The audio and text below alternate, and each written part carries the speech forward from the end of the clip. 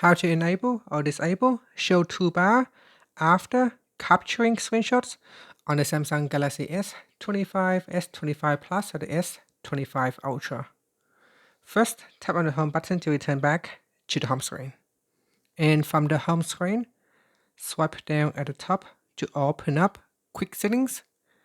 In here, so swipe down to open up quick settings and then tap on the settings icon. Next, we scroll down, then tap on advanced features. And from here, we scroll down and tap on screenshots and screen recordings.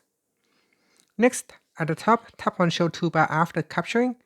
Tap on the toggle button to switch it off or turn it on. Now tap on the left hand side panel. In here, it will give you some information what you can do with the toolbar.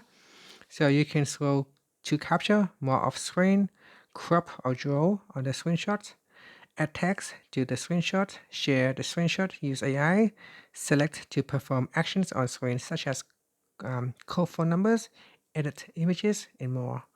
And that's it. Finally, you can tap on the home button to return back to the home screen.